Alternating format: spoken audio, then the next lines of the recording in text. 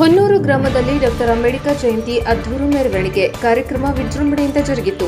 ವರದಿ ಎಸ್ ಪುಟ್ಟಸ್ವಾಮಿ, ಹೊನ್ನೂರು, ಯಳಂದೂರು ಮೇ 23 ತಾಲೂಕಿನ ಹೊನ್ನೂರು ಗ್ರಾಮದಲ್ಲಿ ಶನಿವಾರ ಬೆಳಗ್ಗೆ ಬುದ್ಧ ಅಂಬೇಡ್ಕರ್ ಪ್ರತಿಭೆ ಆವರಣದಲ್ಲಿ ಹೊನ್ನೂರು ಗ್ರಾಮದ ಮಹಾವನ ಬುದ್ಧ ವಿಹಾರದ ಬಿಕ್ಕು ಬೋಧಿರತ್ನ ಬಂತೇಜಿ ರವರ ದಿವ್ಯ ಸಾನ್ನಿಧ್ಯದಲ್ಲಿ ಅಂಬೇಡ್ಕರ್ ಸಂಘ ಹಾಗೂ ಆಚರಣೆ ಸಮಿತಿ ವತಿಯಿಂದ ಹಮ್ಮಿಕೊಂಡಿದ್ದ ಡಾಕ್ಟರ್ ಅಂಬೇಡ್ಕರ್ ಜಯಂತಿ ಕಾರ್ಯಕ್ರಮವನ್ನು ಹಮ್ಮಿಕೊಳ್ಳಲಾಗಿದೆ.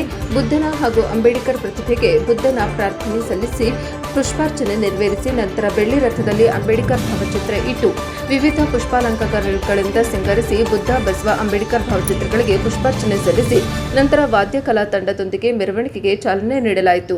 ನಂತರ ಮೆರವಣಿಗೆ ಗ್ರಾಮದ ಪ್ರಮುಖ ಬೀದಿಗಳಲ್ಲಿ ಮೆರವಣಿಗೆ ಯುವಕರು ಹಾಗೂ ಯುವತಿಯರ ಮಹಿಳೆಯರ ಕುಣಿದು ಕುಪ್ಪಳಿಸಿ ಸಂಭ್ರಮಿಸಿದರು.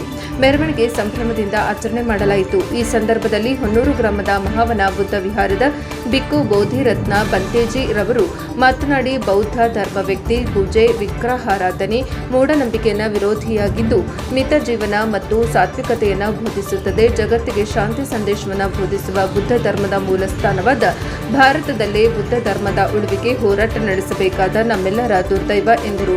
ಅಂಬೇಡ್ಕರ್ ಅವರು ಬುದ್ಧ ಧರ್ಮ ಸ್ವೀಕರಿಸಿದ ನಂತರ ಸಂಚರಿಸಿದ ಸ್ಥಳಗಳನ್ನು ಪವಿತ್ರ ಸ್ಥಳಗಳಾಗಿವೆ. ಹಾಗಾಗಿ ಅಂಬೇಡ್ಕರ್ ಅನುಯಾಯಿಗಳು ಈ ಸ್ಥಳಗಳಿಗೆ ಭೇಟಿ ನೀಡಬೇಕು, ಬಾಬಾ ಸಾಹೇಬರ ಆದರ್ಶಗಳನ್ನು ಅನುಸರಿಸಬೇಕು ಎಂದರು. ಈ ಕಾರ್ಯಕ್ರಮದಲ್ಲಿ ಅಂಬೇಡ್ಕರ್ ಸಂಘದ ಪದಾಧಿಕಾರಿಗಳು, ಅಂಬೇಡ್ಕರ್ ಆಚರಣೆ ಸಮಿತಿ ಸದಸ್ಯರು, ಗ್ರಾಮದ ಎಲ್ಲ ವರ್ಗದ ಮುಖಂಡರು, ಯಜಮಾನರು, ಗೌಡರು, ಸರ್ಕಾರಿ ನೌಕರರು,